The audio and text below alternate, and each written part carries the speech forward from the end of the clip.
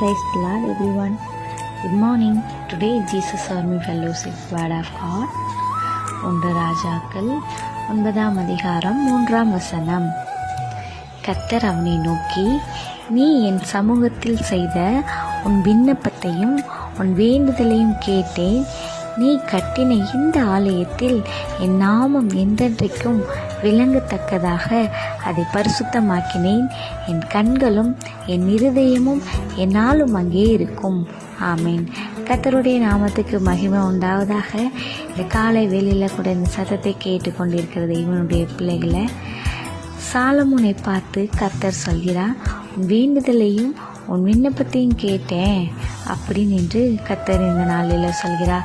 அதே போல் இந்த நாளிலும் கர்த்தர் சமூகத்தில் போய் நீங்கள் கதறி அழுது கொண்டு உங்களுடைய கவலைகள், கஷ்டங்கள், தேவைகள் எல்லாவற்றையும் கர்த்தரிடத்தில் சொல்கிறீங்களா? கர்த்தர் இந்த நாளில் உங்களை பார்த்து சொல்கிறார், உன் விண்ணப்பத்தையும் உங்களுடைய வேண்டுதலையும் கேட்டேன் என்று சொல்கிறார். சாலமோனுக்கு கொடுத்த அந்த ஞானத்தை கர்த்தர் இந்த நாளில் உங்களுக்கு தருவார். அது மட்டும் இல்லாமல் நீங்களே என்னுடைய ஆலயமாக இருக்கீங்க அப்படின்ற ஆண்டவர் வசனத்தில் சொல்லியிருக்கிறார். அதனால் நாமே பரிசுத்தமாக்கணும்னா கர்த்தரிடத்தில் உண்மை உத்தமமாக இருக்க வேண்டும். கர்த்தர் இந்த நாளில் உங்களுடைய விண்ணப்பத்தை கேட்பார். ஆமென். Thank you G.